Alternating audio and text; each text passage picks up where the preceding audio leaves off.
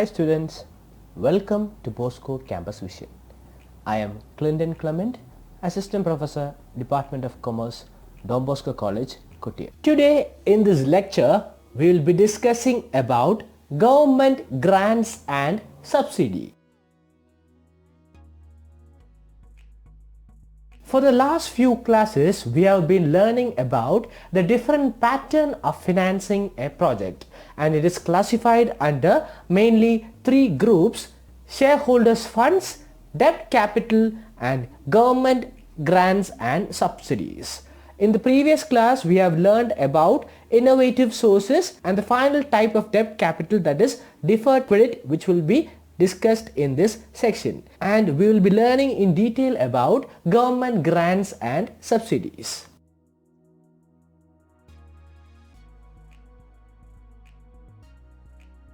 At first, let us see what is deferred credit. A deferred credit means money received in advance for it being earned. It is the form of unearned revenue or customer advance.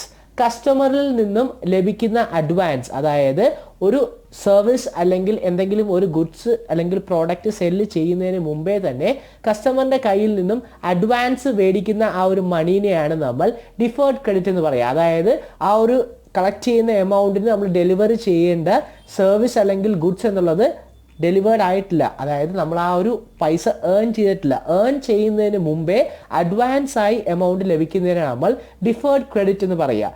It is income that is received by a business but not immediately reported as income because it has not yet been earned. ഇത് ബിസിനസ്സിലേക്ക് വന്ന income തന്നെയാണ്, പക്ഷേ നമ്മൾ ഒരിക്കലും immediately ഇത് income എന്ന രീതിയിൽ റിപ്പോർട്ട് ചെയ്യില്ല, കാരണം ഇതിനുള്ള സർവീസ് അല്ലെങ്കിൽ പ്രോഡക്റ്റ് നമ്മൾ ഡെലിവറി ചെയ്തിട്ടില്ല. അതുകൊണ്ട് തന്നെ നമ്മൾ ഈ ഇൻകം ഏൺ ചെയ്തിട്ടില്ല, ബട്ട് അഡ്വാൻസ് ആയിട്ട് നമ്മൾ അത് പേയ്മെന്റ് കളക്ട് ചെയ്യുകയാണ് ചെയ്തത്. The unearned income is money received for a service not yet rendered or a product not yet officially sold. ഒരു സർവീസ് ഒഫീഷ്യലി റെൻഡർ ചെയ്യുന്നതിന് മുമ്പേ അല്ലെങ്കിൽ ഒരു പ്രോഡക്റ്റ് ഒഫീഷ്യലി സെല്ല് ചെയ്യുന്നതിന് മുമ്പേ കസ്റ്റമറുടെ കയ്യിൽ നിന്ന് നമ്മൾ കളക്ട് ചെയ്യുന്ന മണീനെയാണ് നമ്മൾ ഡിഫേർഡ് ക്രെഡിറ്റ് എന്ന് പറയുക. It is also known as deferred income or unearned income. Deferred ക്രെഡിറ്റിന് മറ്റൊരു രീതിയിൽ ഡിഫേർഡ് ഇൻകം അല്ലെങ്കിൽ അൺഏൺഡ് ഇൻകം എന്ന രീതിയിലും അറിയപ്പെടും. അപ്പോൾ ഡിഫേർഡ് ക്രെഡിറ്റ് എന്ന് ഉദ്ദേശിക്കുന്നത് ഒരു കസ്റ്റമറിന് അവർക്ക് ആവശ്യകരമായ സർവീസ് അല്ലെങ്കിൽ ഒരു പ്രോഡക്റ്റ് വിൽക്കുന്നതിന് മുമ്പേ കസ്റ്റമറിന്റെ കയ്യിൽ നിന്നും അഡ്വാൻസ് ആയി മണി കളക്ട് ചെയ്യുന്ന, അതായത് before earning the money collecting the money in advance is known as deferred credit.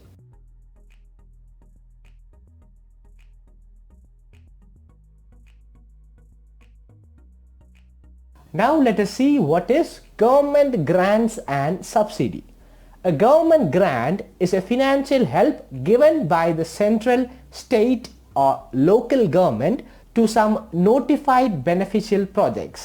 സൊസൈറ്റിക്ക് ബെനഫിഷ്യൽ ആയിട്ടുള്ള അല്ലെങ്കിൽ എക്കണോമിക് ഡെവലപ്മെന്റിന് ബെനഫിഷ്യൽ ആയിട്ടുള്ള പ്രോജക്ട്സിന് ഗവൺമെന്റ് ആയിട്ട് നൽകുന്ന ഫിനാൻഷ്യൽ ഹെൽപ്പിനെയാണ് നമ്മൾ ഗവൺമെന്റ് ഗ്രാൻസ് എന്ന് പറയുക. ഗവൺമെന്റ് എന്ന് ഉദ്ദേശിക്കുമ്പോൾ സെൻട്രൽ ഗവൺമെന്റ് ആവാം, സ്റ്റേറ്റ് ഗവൺമെന്റ് ആവാം, ലോക്കൽ ഗവൺമെന്റ് ആവാം. ഇത്തരത്തിൽ ഗവൺമെന്റിന്റെ കയ്യിൽ നിന്നും ഫിനാൻഷ്യൽ ഹെൽപ്പ് നമ്മുടെ പ്രോജക്റ്റ് സൊസൈറ്റിക്കും എക്കണോമിക് ഡെവലപ്മെന്റിനും എല്ലാം യൂസ്ഫുൾ ആകുകയാണ് എന്ന് തോന്നുന്ന വിധത്തിൽ ഉള്ള പ്രോജക്റ്റ് ആണെങ്കിൽ, ബെനഫിഷ്യൽ പ്രോജക്റ്റ് ആണ് എന്നുണ്ടെങ്കിൽ സെൻട്രൽ ഗവൺമെന്റ്, സ്റ്റേറ്റ് ഗവൺമെന്റ് അല്ലെങ്കിൽ ലോക്കൽ ഗവൺമെന്റിന്റെ കയ്യിൽ നിന്നും നമുക്കൊരു ഫിനാൻഷ്യൽ ഹെൽപ്പ് പ്രൊവൈഡ് ചെയ്യുന്നതിനാണ് ഗവൺമെന്റ് ഗ്രാന്റ് എന്ന് പറയുന്നത്. But getting a government grant is an extremely difficult process. The paperwork is complex and the applicant must explain as to how the awarded funds will benefit the local community or public at large. നമുക്ക് എല്ലാം അറിയാം, ഒരു ഗവൺമെന്റിന്റെ കയ്യിൽ നിന്നും ഒരു grant ലഭിക്കുക എന്ന് പറയുന്നത് ഒരിക്കലും സിമ്പിൾ അല്ല, അതൊരു ഡിഫിക്കൽട്ട് പ്രോസസ്സ് തന്നെയാണ്. കൃത്യമായിട്ടുള്ള കോംപ്ലക്സ് പേപ്പർ വർക്ക്സ് ആപ്ലിക്കൻസ് കൃത്യമായിട്ട് എക്സ്പ്ലെയിൻ ചെയ്തിരിക്കണം. ഇത്തരത്തിൽ ഈ പ്രോജക്റ്റ് കൊണ്ട് സൊസൈറ്റിക്കും ലോക്കൽ കമ്മ്യൂണിറ്റിക്കും പബ്ലിക്കിനും എല്ലാം എന്താണ് ഗുണമുണ്ടാകാൻ പോകുന്നത് എന്ന് ഗവൺമെന്റിനെ കൺവിൻസ് ചെയ്യാൻ പറ്റിയാൽ മാത്രമേ ഇത്തരത്തിൽ ഗവൺമെന്റിന്റെ കയ്യിൽ നിന്നും ഒരു ഗ്രാന്റ് ലഭിക്കുകയുള്ളൂ. അപ്പോൾ ഒരു ബെനഫിഷ്യൽ പ്രോജക്റ്റ് ഒരു പബ്ലിക്കിനും കമ്മ്യൂണിറ്റിക്കും പബ്ലിക്കിന് ആസ് എ ലാർജ് ബെനഫിഷ്യൽ ആകുമെന്ന് തോന്നുന്ന പ്രോജക്ട്സിന് government, central, state or local government financial helps provide ചെയ്യുന്നതിനാണ് നമ്മൾ ഗവൺമെന്റ് ഗ്രാന്റ് എന്ന് പറയുക.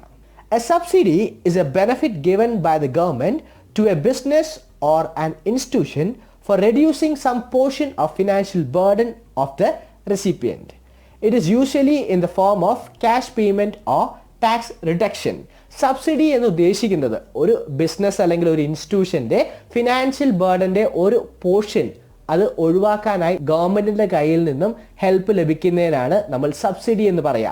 അതായത് ചില പ്രോജക്ട്സ്, അതായത് ഗവൺമെൻറ് സപ്പോർട്ടഡ് പ്രോജക്ട്സ് ആണെങ്കിൽ നമ്മൾ ആ പ്രോജക്റ്റിന് വേണ്ടി ലോൺ എടുക്കുകയാണെങ്കിൽ അതിൻ്റെ കുറച്ച് എമൗണ്ട് ഗവൺമെൻറ് സബ്സിഡിയായി തരികയും നമ്മൾ ആ എമൗണ്ട് തിരിച്ചടക്കേണ്ടിയും വരില്ല. അപ്പോൾ അതിനാണ് നമ്മൾ സബ്സിഡി എന്ന് പറയുക. നമ്മുടെ ബിസിനസ്സിൻ്റെ അല്ലെങ്കിൽ നമ്മുടെ ഇൻസ്റ്റിറ്റ്യൂഷൻ്റെ ഒരു ലോണിൻ്റെ കുറച്ച് ഭാഗം സബ്സിഡി എന്ന ഭാഗത്തിൽ ഗവൺമെൻറ് ഒഴിവാക്കി തരിക. ഇത് പല രീതിയിലുണ്ടാവാം. ക്യാഷ് പേയ്മെൻറ്റ്, അത് നമ്മൾ പറഞ്ഞ പോലെ ലോണിൽ നിന്നും കുറവ് ലഭിക്കുന്നതാവാം.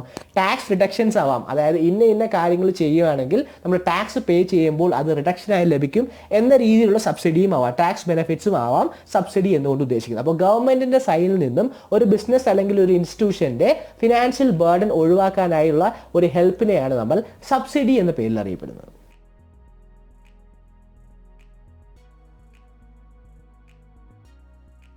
Conventional and alternative finance. Conventional finance, it is a type of finance for a fixed period in which traditional lenders and financial institutions impose strict and severe restrictions on the project manager in using the project loan.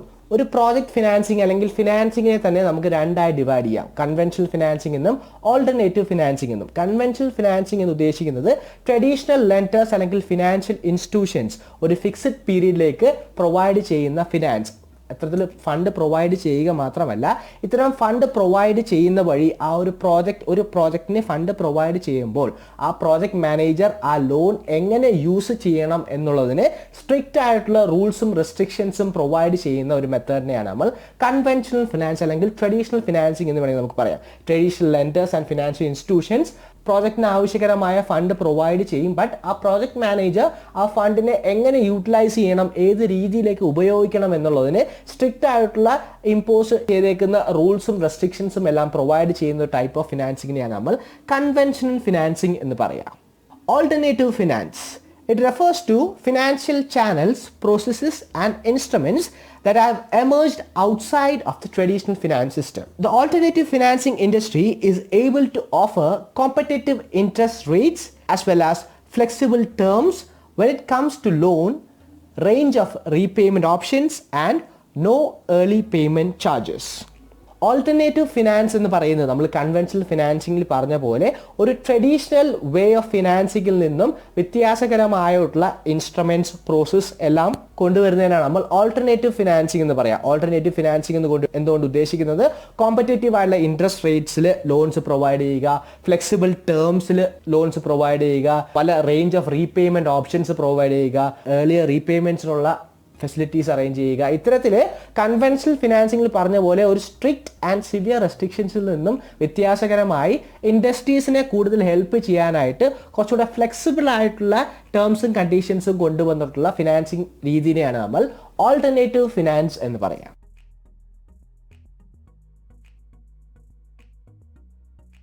Now let us look into the difference between conventional and alternative finance. On the basis of nature, conventional financing in all aspect is rigid, but in alternative financing shows more flexibility. നമ്മൾ നേരത്തെ പറഞ്ഞ പോലെ conventional financing എന്ന് പറയുന്നത് എല്ലാ തരത്തിലും അതിൻ്റെ aspect കൊണ്ട് തന്നെ അത് കുറച്ചുകൂടെ സ്ട്രിക്റ്റും റിജിഡുമായിട്ടുള്ള റൂൾസും കണ്ടീഷൻസും ഉള്ള ഫിനാൻസിങ്ങിനെയാണ് നമ്മൾ കൺവെൻഷണൽ ഫിനാൻസിംഗ് എന്നും.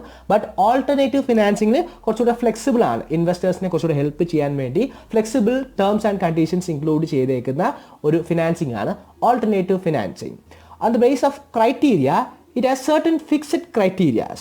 Alternative financing, it is not limited by any fixed criteria. Conventional ഫിനാൻസിങ്ങിൻ്റെ അകത്ത് ഫിക്സഡ് ആയിട്ടുള്ള ക്രൈറ്റീരിയസ് ആണ്, അതിൽ നിന്നും യാതൊരു ചേഞ്ച് വരുത്താൻ അവർ ട്രഡീഷണൽ ഇൻവെസ്റ്റേഴ്സ് തയ്യാറാകില്ല. ബട്ട് ഓൾട്ടർനേറ്റീവ് ഫിനാൻസിങ്ങിൽ ഇത്തരത്തിൽ ഫിക്സഡ് ആയിട്ടുള്ള ക്രൈറ്റീരിയാസ് ഒന്നും തന്നെ ഇല്ല, എല്ലാം ഫ്ലെക്സിബിൾ ആയിട്ടുള്ള ക്രൈറ്റീരിയാസ് ആണ്.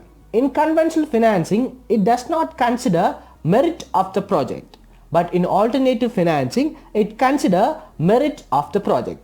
ഒരു പ്രോജക്റ്റ് എത്രത്തോളം ബെനഫിഷ്യൽ ആണ് എന്ന് ഒരിക്കലും ഒരു കൺവെൻഷണൽ ഫിനാൻസിങ്ങിൽ കൺസിഡർ ചെയ്യില്ല. ഒരു കൺവെൻഷണൽ ഫിനാൻസിങ്ങിൽ എല്ലാ തരത്തിലുള്ള പ്രോജക്ട്സും ഒരേപോലെയാണ്, അവരെല്ലാവർക്കും ഒരേപോലെയുള്ള ക്രൈറ്റീരിയസ് ആണ് പ്രൊവൈഡ് ചെയ്യുന്നത്. ബട്ട് ഓൾട്ടർനേറ്റീവ് ഫിനാൻസിങ്ങിൽ അത്തരത്തിലല്ല. ആ ഒരു പ്രോജക്റ്റിന്റെ മെറിറ്റ് എന്താണോ അതിനനുസരിച്ചുള്ള ഫ്ലെക്സിബിൾ ആയിട്ടുള്ള ലോൺസ് ആണ് ഓൾട്ടർനേറ്റീവ് ഫിനാൻസിങ്ങിൽ പ്രൊവൈഡ് ചെയ്യുന്നത്. Types of loans: in conventional financing, limited range of loan types, but in alternative financing, large range of loan types. Conventional financing വളരെ ചുരുക്കം type of loan types മാത്രമാണുള്ളത്. But alternative financing നകത്ത് ഒരുപാട് different types of flexible loans available ആണ്. Area of coverage: it does not open new avenues for growth and expansion, but in alternative finance it opens new avenues for growth, development and expansion. Conventional ഫിനാൻസിങ്ങിൻ്റെ അകത്ത് ഗ്രോത്തും എക്സ്പാൻഷനും വേണ്ടി കൂടുതലായി avenues ഒന്നും തന്നെ open ചെയ്യപ്പെടുന്നില്ല.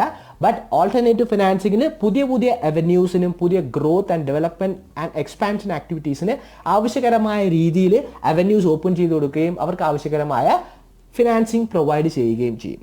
Interest rate: it does not offer competitive interest rate, but in alternative finance it offer competitive interest rates. Conventional ഫിനാൻസിങ്ങിന് ഒരു ഫിക്സഡ് ഇൻട്രസ്റ്റ് റേറ്റ് ആണ്, അതായത് ഒരു ഫീസിബിൾ ആയ രീതിയിലുള്ള ഇൻട്രസ്റ്റ് റേറ്റ് അല്ല കൺവെൻഷണൽ ഫിനാൻസിങ്ങിനുള്ളത്. ബട്ട് ഓൾട്ടർനേറ്റീവ് ഫിനാൻസിങ്ങിൽ ആ ഒരു ഇൻവെസ്റ്ററിനെ കോമ്പറ്റേറ്റീവ് ആയിട്ടുള്ള രീതിയിൽ ഇൻട്രസ്റ്റ് റേറ്റ്സ് പ്രൊവൈഡ് ചെയ്യാൻ ശ്രമിക്കുന്നുണ്ട്. Restrictions in conventional finance: traditional lender impose strict and severe restrictions, but in alternative finance it imposed not strict and severe restrictions. Conventional financing നമ്മൾ നേരത്തെ പറഞ്ഞ പോലെ സിവിയർ ആൻഡ് സ്ട്രിക്റ്റ് ആയിട്ടുള്ള restrictions include ചെയ്തിട്ടുള്ള financing ആണ്. ഒരു പ്രോജക്ട് മാനേജർ എങ്ങനെ fund use ചെയ്യണം എന്നുള്ളതിനെല്ലാം strict rules and regulations provide ചെയ്യുന്ന ഫിനാൻസിങ്ങിനാണ് നമ്മൾ കൺവെൻഷണൽ ഫിനാൻസിംഗ് എന്നും. ഓൾട്ടർനേറ്റീവ് ഫിനാൻസിങ്ങിൽ ഇത്തരത്തിലുള്ള സ്ട്രിക്റ്റും സിവിയറുമായിട്ടുള്ള റെസ്ട്രിക്ഷൻസ് ഒന്നും തന്നെ ഇല്ല. The approach of conventional financing is it do not want loans to be repaid earlier, but alternative finance it is not bothered of the timing of repayment of project loan. ഒരു conventional finance അല്ലെങ്കിൽ traditional financer ആ loan പെട്ടെന്ന് repay ചെയ്യാൻ താല്പര്യപ്പെടുന്നില്ല. അവർക്ക് എത്രത്തോളം delay ചെയ്യാമോ അത്രത്തോളം ഇൻട്രസ്റ്റ് കളക്ട് ചെയ്യാം എന്നൊരു മെന്റാലിറ്റിയാണ് കൺവെൻഷണൽ ഫിനാൻസിങ്ങിനുള്ളത്. പക്ഷേ ഓൾട്ടർനേറ്റീവ് ഫിനാൻസ് ഇത്തരത്തിൽ ഒരു ലോൺ എപ്പോൾ റീപേയ്മെന്റ് നടത്തും എന്നൊരു ടൈമിങ്ങിനെ കുറിച്ച് യാതൊരുവിധ ബോധേഡുമല്ല. അപ്പോൾ ഇതാണ് ഒരു കൺവെൻഷണൽ ഫിനാൻസും ഓൾട്ടർനേറ്റീവ് ഫിനാൻസും തമ്മിലുള്ള ഡിഫറൻസ്. കൺവെൻഷണൽ ഫിനാൻസ് കുറച്ചുകൂടെ സ്ട്രിക്റ്റ് ആൻഡ് സിവിയർ റെസ്ട്രിക്ഷൻസ് ഉള്ള ഫിനാൻസിങ് ആണ്. ബട്ട് ഓൾട്ടർനേറ്റീവ് ഫിനാൻസ് കുറച്ചുകൂടെ ഫ്ലെക്സിബിൾ ആണ്. ഇൻവെസ്റ്റേഴ്സിന് കൂടുതൽ അവന്യൂസ് ഓപ്പൺ ചെയ്ത് കൊടുക്കുക, കൂടുതൽ ഓപ്പർച്യൂണിറ്റീസ് കൊണ്ടുവരിക, റെസ്ട്രിക്ഷൻസ് ഒന്നും ഇല്ലാതെ തന്നെ ഫ്ലെക്സിബിൾ ആയിട്ടുള്ള ലോൺസും ഡിഫറെൻറ്റ് ടൈപ്സ് ഓഫ് ലോൺസ് എല്ലാം പ്രൊവൈഡ് ചെയ്യുന്നതാണ് ഓൾട്ടർനേറ്റീവ് ഫിനാൻസ്.